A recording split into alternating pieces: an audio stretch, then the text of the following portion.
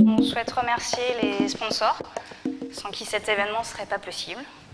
Sous cette forme-là, on ne pourrait pas échanger comme on va le faire toute la journée.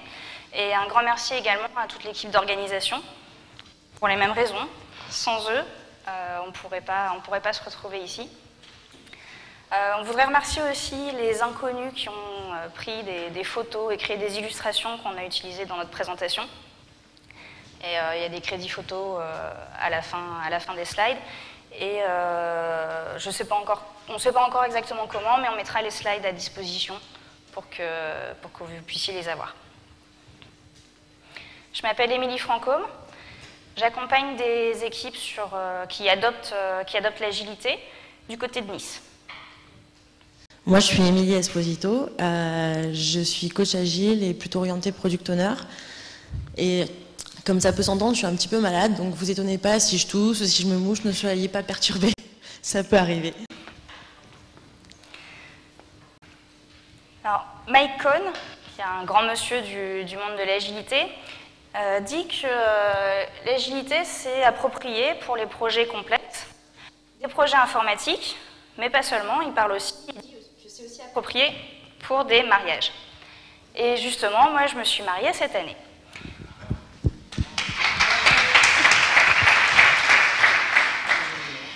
Et donc, c'est de ce projet-là dont je vais vous parler. Donc, il y aura des petites anecdotes sur l'organisation du mariage qui vont illustrer les propos de notre session.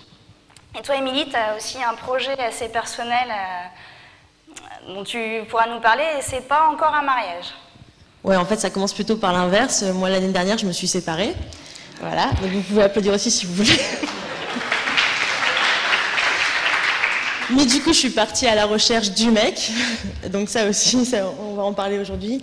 Et j'ai aussi travaillé sur le fait de rééquilibrer un peu ma vie, donc que j'ai géré un peu comme ça. Alors, de quoi qu'on va parler? En fait, nous, ce qui nous intéresse, c'est un petit peu plus les produits qu'on a fait de façon agile. Donc pour Émilie, le jour de son mariage, pour moi, le fait de la relation que je peux avoir maintenant. Mais on s'est dit que c'était pas vraiment quelque chose qui allait vous intéresser, et qu'on allait plutôt vous parler de notre projet agile, en fait, de nos projets agiles, de nos projets perso, la façon dont on a construit ces produits. Plus précisément, on va vous parler en fait des parallèles qu'on a fait entre la vie pro et la vie perso, et les outils, les pratiques qu'on a mis en œuvre, et les déclics en fait, les prises de conscience qu'on a eues en utilisant ces pratiques, ces outils dans notre vie perso, et comment ça rejaillit en fait sur notre vie pro. Donc c'est un peu ce qui illustre cette image. Il y a le côté déclic d'un côté vie personnelle où il n'y a pas forcément du logiciel informatique, mais on peut faire une prise de conscience qui va faire clic de l'autre côté, du côté professionnel où il y a peut-être une histoire de logiciel informatique. En fait, l'idée qui est derrière ça, c'est qu'on est une seule personne. Qu'on soit du côté boulot ou du côté pas boulot, ce qui se passe d'un côté ou de l'autre, en fait, ça influe sur la personne qu'on est. Et du coup, ça veut aussi dire que toutes les expériences qu'on peut vivre dans sa vie perso, dans sa vie professionnelle, ça va nous permettre de nous améliorer d'un côté ou de l'autre.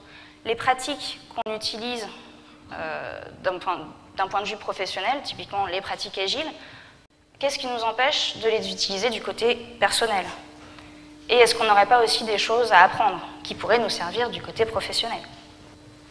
Donc voilà, la vie c'est un grand terrain d'expérience très varié. Et donc Émilie, comment ça s'est passé toi, la recherche du mec? Alors bon, moi je suis pas trop le style, un jour mon prince viendra, attendre dans mon coin, voilà. Donc je suis partie à la recherche du mec, effectivement. Et en fait, j'ai commencé par me demander, le mec c'est quoi? C'est des critères de quoi, physique, intellectuel, de taille, je ne sais quoi. Et en fait, je me suis dit non, le mec, c'est celui avec qui j'aurai la relation.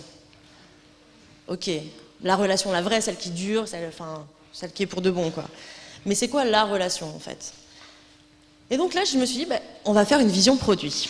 La vision de produit de la relation, c'est quoi? Donc j'ai pas mal réfléchi, et puis je suis arrivée en fait, à un format de vision qui était sous forme de 8 critères fondamentaux, des critères d'acceptance si on veut. J'avais 2 en un, la vision et les critères d'acceptance, comme ça je savais quand j'étais arrivée, quand j'avais trouvé. Donc dedans on trouve des trucs un peu bateaux, du genre avoir des sentiments amoureux l'un pour l'autre, ça paraît assez évident. Avoir une excellente communication, ne pas habiter loin de l'autre de façon trop durable.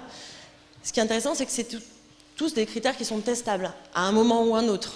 Pas forcément dès le début de la relation, on ne sait pas tout de suite que c'est la relation. Ça arrive un peu au fur et à mesure.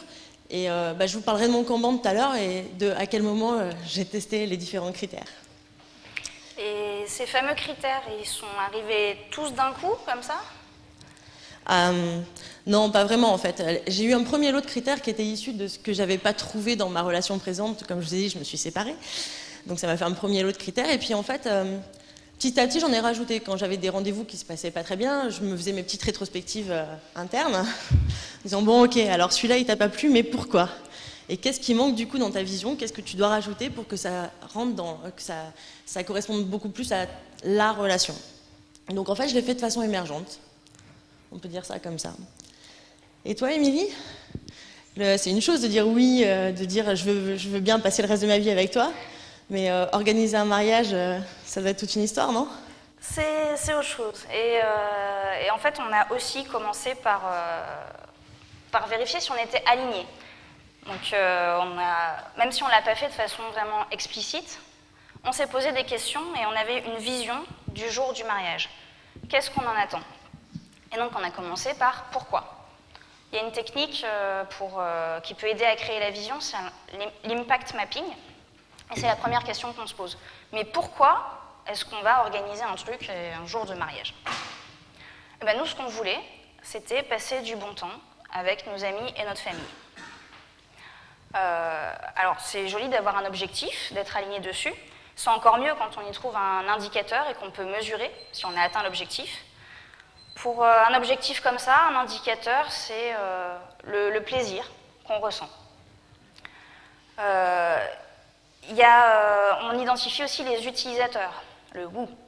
Alors là, les utilisateurs principaux, mon mari et moi. C'est assez égoïste. Hein. Mais il y en a d'autres, parce qu'il y a tous ceux qu'on invite, les amis et la famille. Et après, on réfléchit un peu, oui, mais comment est-ce qu'on va arriver à passer du bon temps? On a fait un espèce de petit sondage informel. Nous, qu'est-ce qu'on a aimé quand on est allé à des mariages d'autres? Nos amis, notre famille, qu'est-ce qu'ils ont aimé? Donc là, on avait une petite vision de, tiens, comment est-ce qu'on va arriver à passer du bon temps tous ensemble? Et ça nous a aussi aidé après à définir une sorte de périmètre fonctionnel, voilà, les fonctionnalités majeures, et on savait qu'on allait faire une fête et danser. Il y avait un petit truc en plus, une sorte de critère d'acceptance globale, c'est qu'on voulait un mariage qui nous ressemble. Voilà. Bon, en gros, là, tu nous donnes des éléments un peu éparpillés de vision, mais t'aurais pas, genre, un elevator pitch de ton mariage? Ok, alors la vision qui tient dans le temps d'un ascenseur, attention, ça va peut-être dégouliner un petit peu, pour nous deux, qui voulons célébrer notre amour avec nos amis et en passant du bon temps avec nos amis et notre famille. Nous voulons faire une grande fête avec ceux qu'on aime et qui nous aiment. Quitte à faire fi des conventions, notre mariage nous ressemble. Ouais, je trouve que c'est assez clair et finalement, il n'y a pas besoin d'un document de 40 pages pour décrire une vision. C'est le truc d'une vision, en fait, c'est que c'est un outil hyper puissant qui a un élément de motivation hyper important. C'est ce qui permet de donner le cap et de savoir où on va. C'est un peu la boussole d'un projet. Et partir sur un projet sans vision, c'est un peu dangereux en fait, on ne sait pas où on va. Et dans les moments difficiles, quand on a des choix à faire, on va pouvoir se raccrocher à la vision. Donc c'est pas plus mal si elle est claire et concise. Et on a eu une expérience en fait au cours de la préparation du mariage,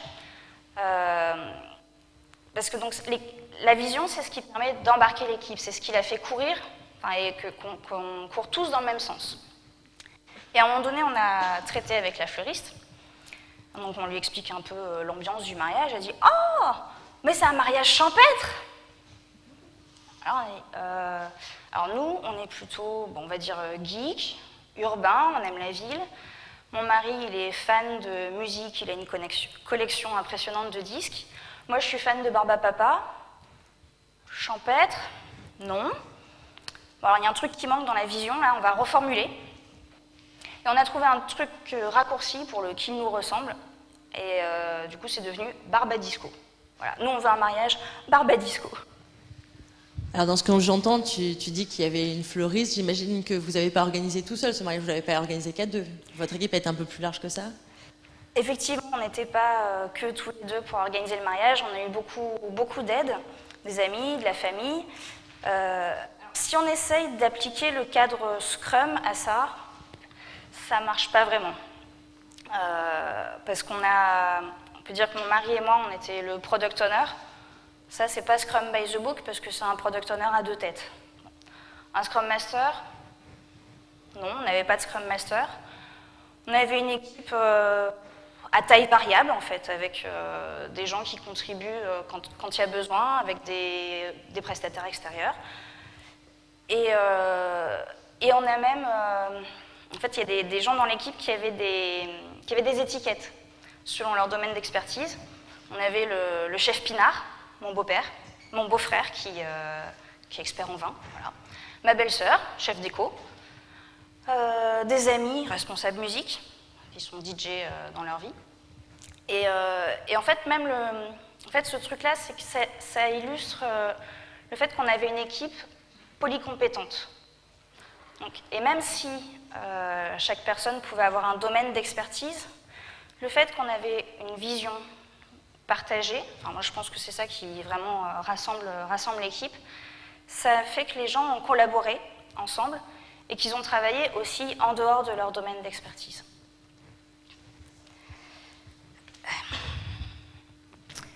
Voilà, on a parlé de mon équipe, mais toi, t'étais toute seule pour réaliser tes projets ? Alors, comme vous pouvez vous imaginer, trouver le mec, c'est quand même un projet très très perso, à moins de faire appel à une marieuse. Donc ouais, non, j'étais plutôt toute seule. J'étais à la fois product owner, scrum master, équipière. Ouais, je pense qu'on peut dire que j'étais toute seule. Genre, c'est le projet top secret, t'en parles à personne. Non, ouais, je vois où tu veux en venir. C'est pas tout à fait vrai, effectivement. J'avais peut-être pas d'équipier, mais j'avais des coachs. En fait, les amis qui m'ont aidé en fait par moments à me motiver, qui m'ont écouté, qui m'ont conseillé. Ils ont vraiment eu un rôle de coach pour moi. Ils m'ont aidé en fait à faire mes rétrospectives et donc mon amélioration continue. Et en fait, ça a eu une vertu pour moi au niveau du boulot. Parce que dans la vie professionnelle, je coach des équipes, je coach des gens.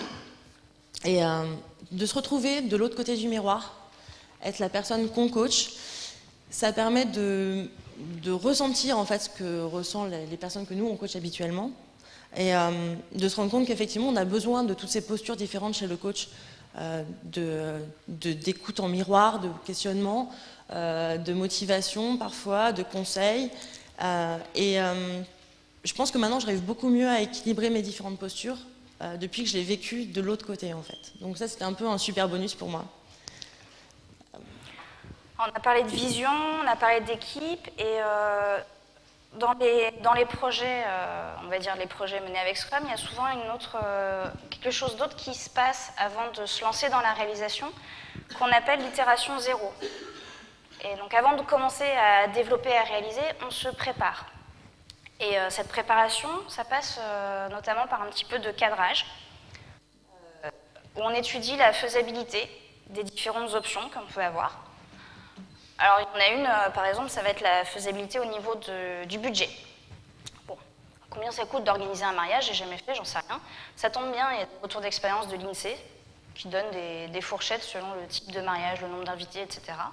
Donc là, on a réalisé que bon, c'était possible et puis ça allait rentrer. On s'est défini notre enveloppe budgétaire.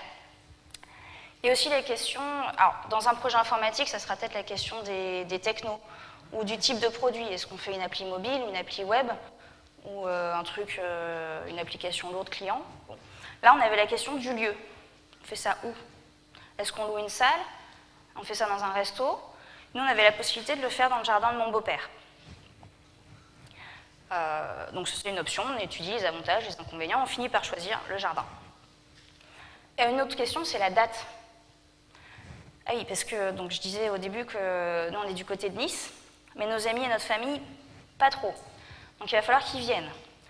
Alors, dans le sud, entre mai et juillet, il y a le Festival de Cannes, le Grand Prix de Monaco, il y a le Pont de l'Ascension, ça c'est pour toute la France. Il y a des vacances, il y a des trucs qui font que peut-être les gens ne seront pas là. Et nous, on a envie que les gens soient là, c'est dans notre objectif. Donc là aussi, on a fait des petits sondages, on a regardé ça. Ça peut faire monter le prix des billets de train. Enfin, il y a plein de choses qui font que la date est importante. Et on a fini par choisir la date. Mais toutes ces contraintes, en fait, elles étaient tout aussi importantes les unes que les autres pour vous? Eh ben non. On a fait un peu comme dans un projet classique, informatique ou pas. On a le périmètre, le fameux triangle coût, délai, périmètre. Ben, nous, on a fait aussi une sorte de matrice de trade-off. C'est le truc qui aide à choisir après. Donc une fois qu'on a fixé la date, le projet il devient date-driven. Ça ne change plus. C'est ce jour-là, on sort et c'est tout. Côté budget, là, on a dit, bon, ce critère-là, il est négociable. Il n'y a pas une enveloppe extensible non plus. Et donc après, bah, qu'est-ce qu'on va pouvoir élaguer s'il y a besoin? Qu'est-ce qui est flexible? C'est le périmètre. Donc il va falloir qu'on identifie les must-have, les choses dont on ne pourra pas se passer pour le mariage. Pourquoi il y a des photos de PQ là? Parce que l'exemple concret d'utilisation de cette matrice, c'est pour un truc très pragmatique. C'est que j'expliquais qu'on allait aller dans le jardin de mon beau-père, on fait venir des tentes, etc. Mon beau-père a une maison, certes, avec des toilettes équipées, mais ces toilettes sont reliées à une fosse septique qui est dimensionnée pour les besoins de 4 personnes. Donc nous deux, nos témoins, les amis, la famille, ça va poser un problème. Il va falloir qu'on fasse venir des toilettes. Okay, alors moi je suis un peu bio-bio, j'aurais bien aimé avoir des toilettes sèches. Alors j'ai fait une petite recherche, là je me suis dit waouh mais ça coûte un bras, en plus il n'y en a pas dans la région, il faut les faire venir, enfin, c'est genre 600 € de transport, j'ai dit ça va pas le faire là. Quand on remet ça par rapport à la matrice de trade-off, et ben non, ça rentre pas dans le budget et en fait bah on a pris des toilettes en plastique, voilà. Donc on a ce cadrage, on a la vision, on a une idée des fonctionnalités et après on va pouvoir détailler tout ça en une liste de fonctionnalités, un product backlog. Et pour chaque item du product backlog, il est bon de savoir qu'est-ce qui fait qu'on valide les critères d'acceptance. Et aussi, comment est-ce qu'on sait qu'on a fini? La definition of done. Donc c'est de ça dont on va vous parler maintenant. Le premier exemple pour les critères d'acceptance, c'est la réalisation des faire-part. Alors, comme je disais, nous on voulait un mariage qui nous ressemble. Donc on décline ça dans les éléments du backlog et les user stories. On veut des faire-part qui nous ressemblent. Qu'est-ce que c'est le test un faire-part qui nous ressemble? C'est que chacun de nous y retrouve un petit peu de lui. Et à un moment donné, on a fait un petit prototype, on avait une idée de faire-part. Puis là, moi, j'ai regardé, et pour moi, le test, il était rouge. J'ai dit non, moi, je ne retrouve pas assez de moi, là. Il y a plein de toi, mais il n'y a pas beaucoup de moi. Donc, qu'est-ce qu'on a fait? On a rajouté des barbes à papa. Voilà. Parce qu'il y avait beaucoup de disques et de trucs de musique. On a rajouté des barbes à papa, et là, le test est passé au vert. Un exemple de critère d'acceptance. Il y en a d'autres, mais on ne va pas tous vous les faire aujourd'hui. Je vais plutôt demander à Émilie, toi, dans tes stories assez perso, ça ressemble à quoi tes critères d'acceptance? Il y a un sujet en particulier qui m'a fait travailler là-dessus. Comme j'ai dit tout à l'heure, je me suis donné aussi comme projet perso de retrouver un rythme de vie équilibré. En fait, à un moment, j'arrivais plus à aller me coucher tout simplement, et j'arrivais pas à travailler dessus. Et un jour, ça m'a pris, je me dis, je vais écrire une user story. Enfin, une vraie, hein, avec un afin de, ça donne de la motivation, c'est comme la vision, et des critères d'acceptance. Donc ça a donné, je voudrais, en tant qu'Émilie, je veux retrouver un rythme de sommeil pour avoir plus d'énergie. Un bon rythme de sommeil pour avoir plus d'énergie. Donc là, j'ai commencé à écrire en fait des critères sur je me lève à 7 heures, je me couche à 23 heures. Après, je me suis dit, ouais, mais il y a le week-end aussi, donc il faut que je fasse d'autres horaires. Et puis, il y a toujours des imprévus, il faut que je prévoie une exception par semaine. Et là, quand j'ai fait ça, je me suis dit, mais en fait, c'est pas seulement un rythme de sommeil mon problème, c'est avoir un rythme de vie qui va bien avec une bonne répartition de soirée. Il faut garder du temps pour soi, du temps pour voir ses amis, du slack, comme dans les projets, pour gérer l'imprévu. Et en fait, le fait de travailler sur mes critères d'acceptance, ça m'a permis de retravailler la user story en elle-même. Et donc la user story finalisée, ça donne, en tant qu'Émilie, je veux avoir durablement un rythme de vie équilibré afin d'avoir de l'énergie pour profiter des choses agréables et pour faire face aux choses moins agréables. Donc les critères d'acceptance, ça m'a vraiment permis d'affiner cette user story. Ok, tu as fini ta user story avec tes critères d'acceptance, mais comment tu sais que tu as fini un truc comme ça? Ouais, là aussi j'ai galéré un petit peu. Ouais, il y a durablement dans ma user story. C'est-à-dire que c'est pas un truc que je veux faire une fois de temps en temps, c'est je veux trouver des nouvelles habitudes de vie. Comment on sait qu'on a fini ça? Et en fait, je me suis rappelé qu'il faut 21 jours pour prendre une nouvelle habitude, paraît-il. Et donc je me suis dit, finalement, ma story, elle sera done quand pendant 21 jours d'affilée, j'aurai tous mes critères d'acceptance validés. Et une fois que j'aurai fait ça, ça veut dire que ma story, elle sera done. Alors, aujourd'hui, en fait, ma grosse story, j'ai découpé en deux parties, le fait du rythme de sommeil et le fait du rythme de vie, la répartition de mes soirées. La répartition de mes soirées, elle est done depuis plusieurs mois maintenant, donc elle est vraiment done. Rythme de sommeil, j'y travaille encore, mais je suis en progrès. Donc, en gros, la leçon sur le definition of done, c'est que enfin, moi, ce que je vois souvent dans les projets, c'est développement terminé, definition of done. C'est peut-être pas assez précis. Des fois, ça fait du bien aussi de prendre un petit peu du recul pour trouver un definition of done pertinent qui reboucle aussi avec la vision. Enfin, quelque part, le definition of done, c'est je vérifie que je match avec ce que j'avais prévu de faire et ce qui va faire que ça contribue à la vision, en fait. Ça peut valoir le coup de trouver des definition of done un peu plus originaux que développement terminé dans certains cas, en fait. Quand j'ai travaillé sur cette story-là, j'ai eu d'autres leçons, j'ai appris d'autres leçons. Pour me responsabiliser en fait sur cette story, au début j'avais essayé de mettre des alarmes dans mon réveil, dans mon téléphone pour me dire c'est l'heure d'aller te coucher, c'est l'heure d'aller te lever, enfin voilà. Ça marchait pas bien, hein, parce que bon, ça marchait pas. Donc je me suis dit, je vais écrire ma user story et puis je vais l'afficher quelque part dans mon salon pour l'avoir sous les yeux. Et de fait, je regarde mes murs autour de moi, il n'y a pas d'endroit qui me convenait. Et d'un coup, je pose les yeux sur ma table basse, cette magnifique table basse Ikea pour pas faire de pub, donc qui est carrée comme ça, qui a une grande plaque en verre dessus. Et je me suis dit, je vais mettre ma user story sur ma table basse, sous la plaque en verre, comme ça je l'aurai toujours sous les yeux. Donc j'ai écrit en couleur, avec des jolis feutres, tout ça, je me suis bien amusée. Et puis je me suis dit, tiens, tant qu'à faire, mes fameux fondamentaux pour une relation sentimentale, je vais les mettre aussi, j'ai encore de la place, ça va meubler un peu, et c'est bien de les avoir sous les yeux. Donc je les ai mis là-haut, et puis je me suis écrit deux, trois autres messages pour moi, j'ai fait des jolis dessins, et en fait, c'est fou, parce que ça marche, quoi.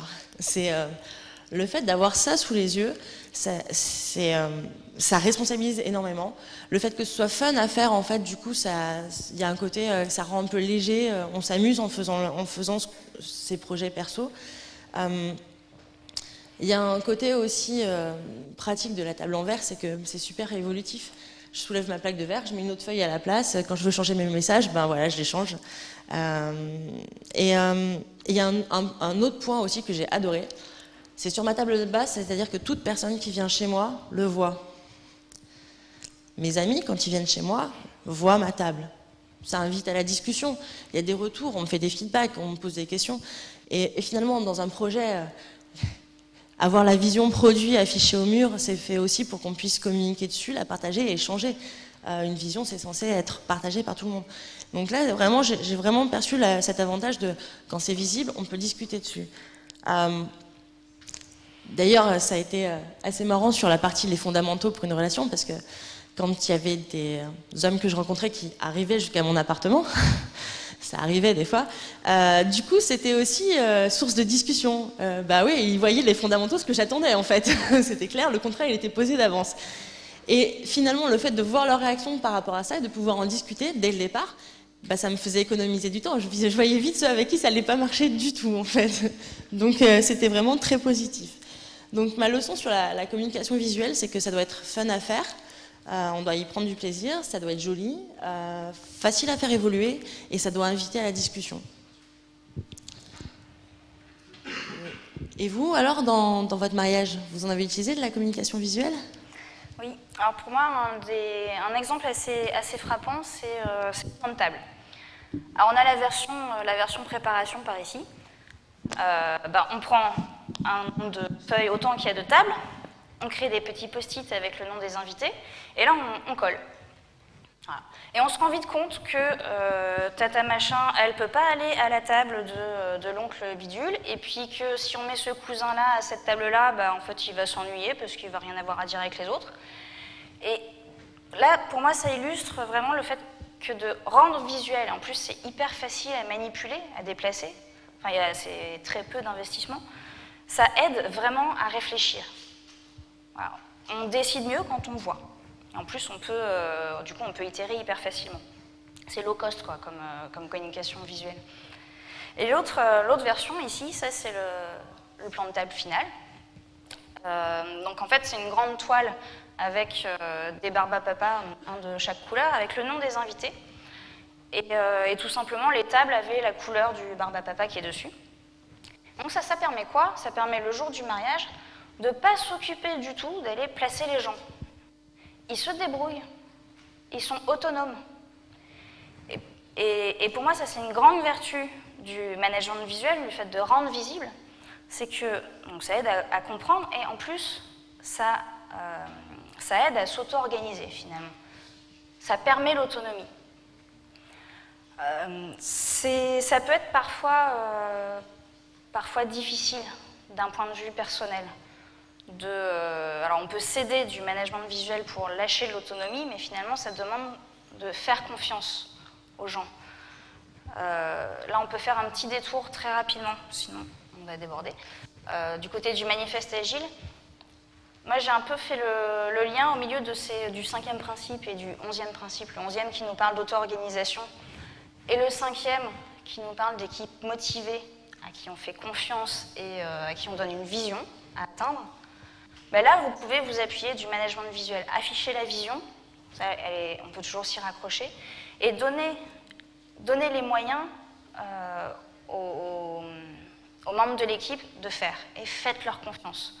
En fait, s'ils voient, ils vont pouvoir faire tout seuls.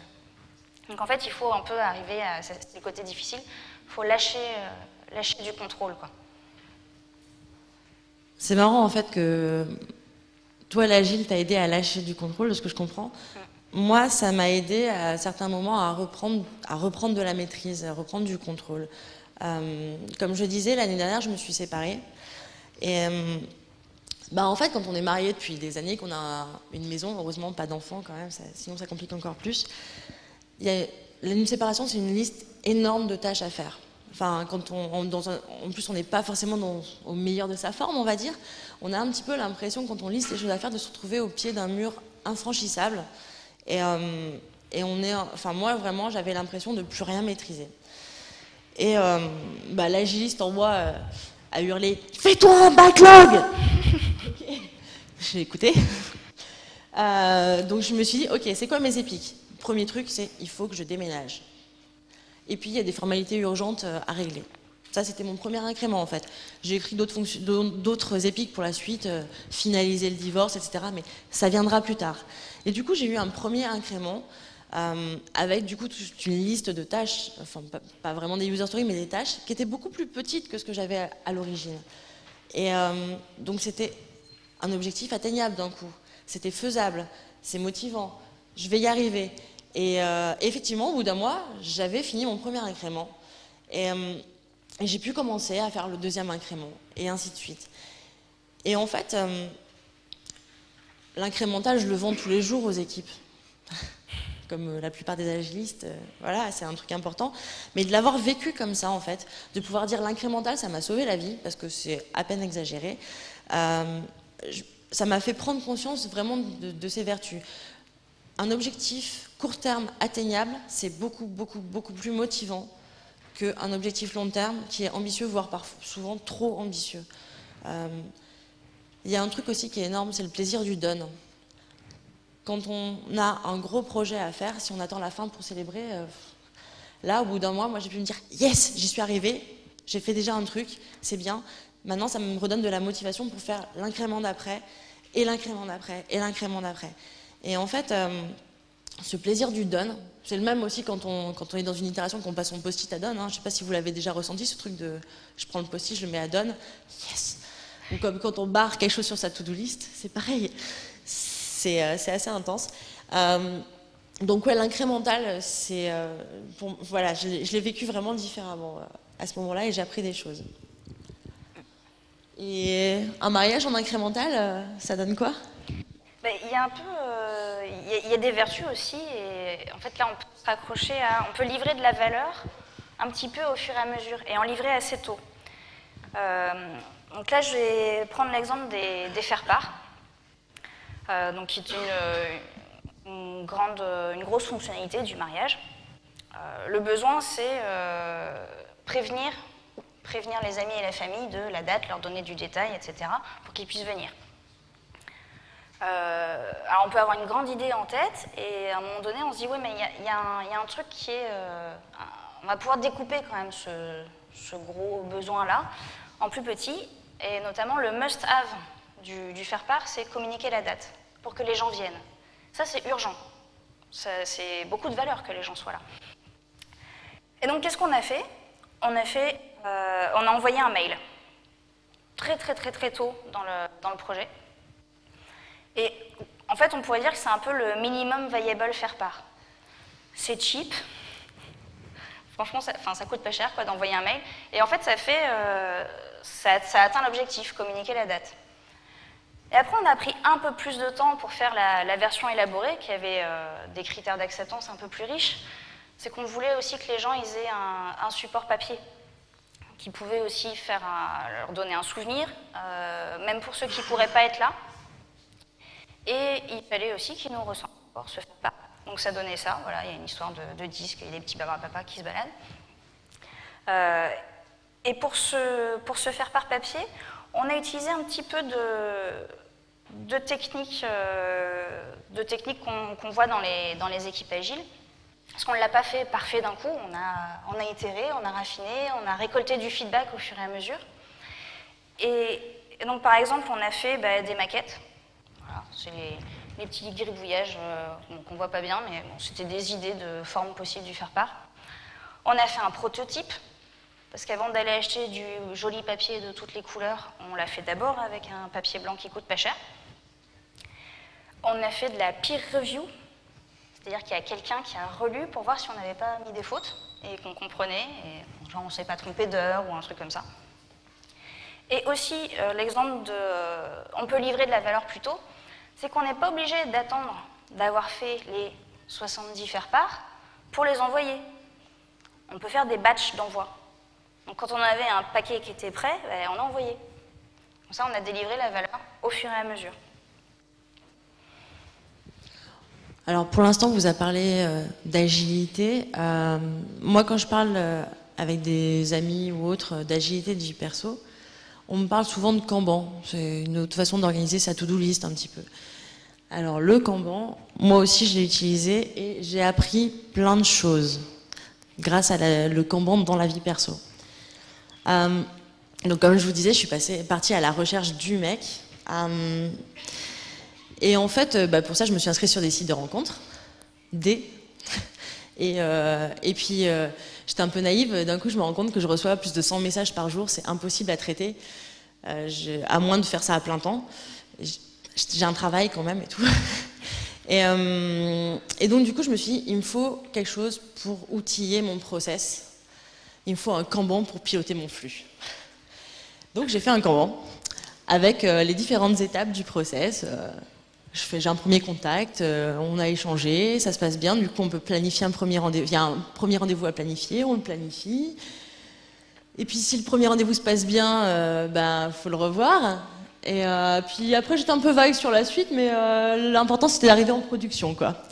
J'avais mis un definition of done pour chaque étape. J'ai affiné un petit peu aussi au fur et à mesure. On voit qu'il y avait des choses sur... en fait, le retour sur... comment dire ? Il y avait des liens avec mes fondamentaux, avec ma vision. C'est-à-dire que mon definition of done, c'est mes fameux critères d'acceptance dont je vous parlais tout à l'heure, et les moments où je les teste. Bon, tout ça a été bien joli, mais en fait, j'ai eu vite un gros problème. Ouais, parce qu'en fait, sur Internet, les gens, ils se décrivent en ligne, et puis il peut y avoir un petit peu un effet Alain Deloin. C'est-à-dire qu'en gros, la personne que vous rencontrez, c'est pas du tout celle que vous pensiez rencontrer, pas forcément physiquement, aussi d'un point de vue intellectuel et de caractère. Et donc, mon parti pris, c'est d'essayer de rencontrer le plus vite possible les gens pour ne pas me faire de fausses idées en ligne, et donc les rencontrer dans la vraie vie. Et je me suis retrouvée avec un énorme goulet d'étranglement, là, premier rendez-vous planifié. C'est-à-dire que il y a même une semaine où j'avais quasiment 10 rendez-vous planifiés dans la semaine, avec les soirs, tous les soirs de la semaine, plus des déjeuners. Vous vous rappelez ma story sur le rythme de vie équilibré ? Ça allait pas du tout. Quand j'ai fait ma table, j'ai dit non, il y a un problème. Ok, j'ai un goulet d'étranglement, qu'est-ce que je fais ?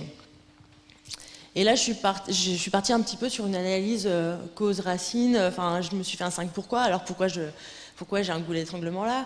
Donc, parce que justement, je les rencontre vite, mais peut-être c'est que du coup, mes filtres pour rencontrer les gens ne sont pas assez performants. Je suis partie un peu en mode PDCA. Je me suis dit, ok, première action que je peux faire. J'ai découvert la fonctionnalité bloquer un utilisateur sur ces fameux sites de rencontre. Oui, parce qu'en fait, quand on ne répond pas à un mec sur un site de rencontre, il revient à la charge. Une fois, deux fois, des fois plus. Bloquer un utilisateur, ça permet de ne pas avoir à se reposer les questions à chaque fois qu'il va vous écrire un message, d'aller voir son profil, etc., etc. Donc je me suis dit, si je fais ça, j'aurai moins de messages, donc moins de personnes qui vont me passer dans le « Ah oui, j'ai pas parlé de cette colonne très importante ». Ça va pas le faire. On peut y atterrir depuis n'importe quelle étape. Et donc justement, le fait de bloquer les utilisateurs que j'avais déjà mis dans le « ça va pas le faire », ça me permettait de gagner du temps et de ne pas avoir à refaire ce filtre, ce tri, et de les mettre dans la corbeille. De fait, j'ai eu pas vraiment moins de messages, parce qu'il se trouve que sur ces sites-là, la population elle se renouvelle assez vite, et la qualité n'était pas forcément meilleure. Donc du coup, je me suis dit, ok, faut que je fasse quelque chose de plus. Donc l'action suivante, je vais améliorer mes filtres, je vais mettre plus de critères. Alors, je suis partie dans des trucs, des critères sur, il faut qu'ils sachent bien écrire français. Ouais, parce que ça va, SAVA, tout attaché, voire pire. Ça m'écorche un petit peu les yeux. Donc je me suis dit, voilà, quelqu'un qui ne sait pas écrire français, je le mets tout de suite dans le ça va pas le faire. J'avais mis des critères de taille minimum, des choses comme ça. Et en fait, ça n'a pas diminué mon nombre de messages entrants, ça a diminué mon nombre de rendez-vous, ça c'est sûr. Par contre, ça n'a pas amélioré la qualité des rendez-vous. Ils étaient toujours assez décevants. Et donc du coup, je me suis dit, ok, c'est à cette époque-là que j'avais fait ma table, je me suis dit, il y a vraiment un truc sur la vision, c'est quoi que je cherche en fait? C'est la relation. Je veux pas la quantité, je veux la qualité. En fait, ce qu'il faut, c'est que la façon dont je me présente sur ces sites, ça fasse en sorte qu'il n'y ait que les mecs qui correspondent à mes 8 fondamentaux qui répondent. Comme ça, en fait, c'est pas à moi de faire le filtre, c'est pas moi qui passe du temps à faire le filtre, c'est eux qui se filtrent tout seuls. J'ai changé mon annonce, j'ai changé la photo, Et là, ça a été un résultat drastique. Je suis tombée de 100 messages par jour à 10. Et vraiment plus intéressant, j'ai commencé à faire des deuxièmes rendez-vous. Et là, ça fait un mois que je suis en prod, en fait. Et ça marche super bien parce qu'on a checké mes 8 fondamentaux et tout passe. Je vais demander les siens, tout passe. Donc voilà, peut-être que je reviendrai l'année prochaine vous parler de notre incrément d'après. Voilà, donc le truc que j'ai appris en fait sur le Kanban, c'est... Ah oui, j'ai oublié de parler de ça. Pourquoi j'ai eu ce problème de goulet d'étranglement? C'est que j'avais pas mis de limite à mon WIP. Ça parle à tout le monde, la limite au WIP. Le WIP, c'est le work in progress, c'est-à-dire le nombre de tâches qu'on peut mettre dans une colonne. J'avais pas mis de... C'est ça, là. J'avais pas mis de limite à ça, donc j'avais pas mis de limite au nombre de rendez-vous planifiés. Et en fait, du coup, je me retrouvais avec un flux poussé, c'est-à-dire que c'est les messages entrants qui dirigeaient en fait la vitesse à laquelle j'avançais. Quand j'ai mis une limite à mon WIP, du coup, je me suis retrouvée en flux tiré. Donc j'ai fait du vrai Kanban à ce moment-là. C'est-à-dire que c'est seulement quand j'avais plus de rendez-vous planifiés que j'allais chercher dans les messages entrants quelqu'un de qualité. Et ça a vraiment tout changé. Et ça, c'est quelque chose que j'avais vraiment pas compris. Enfin, j'avais du mal à comprendre à partir de formations, etc., ou en lisant des bouquins. Et de le vivre comme ça a tout changé. Bon, Émilie, je pense qu'après tout ce qu'on vient de leur raconter, ils doivent nous prendre un petit peu pour des grandes malades. Mais c'est pas grave, parce qu'on n'est pas toutes seules. En fait, il y a beaucoup d'autres agilistes, francophones ou pas, qui partagent des expériences agiles hors logiciel. Donc vous pouvez retrouver ces exemples-là sur leur blog. Il y a encore plein d'autres références. Alors des fois c'est le blog en question et d'autres fois c'est d'autres histoires qui ne rentraient pas là. Donc ce qu'on voudrait dire, c'est que on pense qu'en chacun de nous il y a une sorte de graine d'agilité et que cette graine, on peut la cultiver. Et on peut pour ça se servir de sa vie.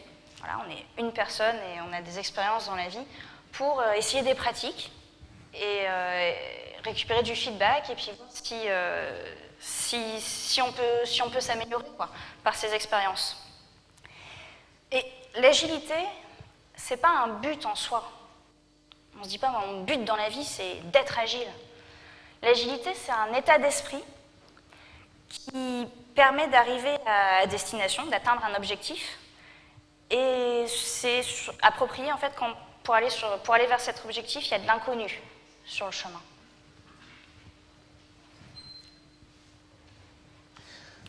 Alors, effectivement, c'est un état d'esprit. Et en fait,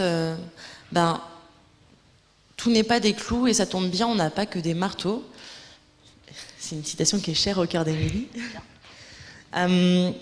En fait, qu'est-ce que je veux dire par là, c'est que en fonction des situations, on va activer telle ou telle pratique.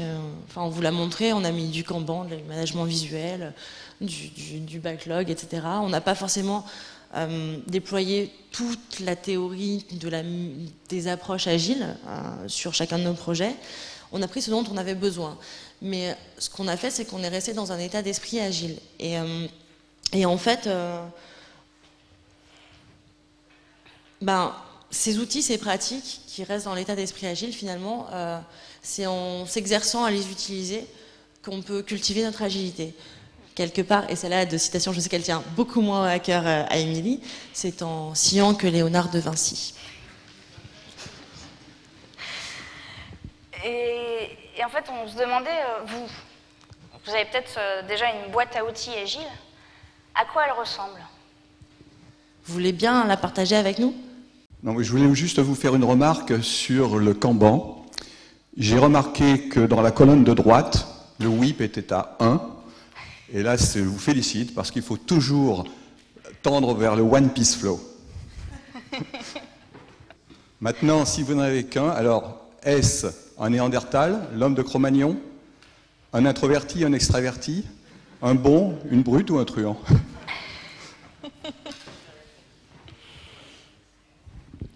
Et c'est marrant de me lancer là-dessus parce que justement, je lui ai envoyé un texto tout à l'heure pendant la session de Romain en lui disant on est en train de parler de nous. Moi, je suis une extravertie, comme vous avez peut-être pu le deviner. Lui est un introverti. Et il se trouve qu'on arrive bien à collaborer ensemble parce que justement, comme tu disais, je lui laisse ces moments en fait, de calme pour qu'il réfléchisse. Et lui, il me permet de me poser aussi et de prendre le temps de réfléchir. Et du coup, c'est une équipe qui fonctionne très bien.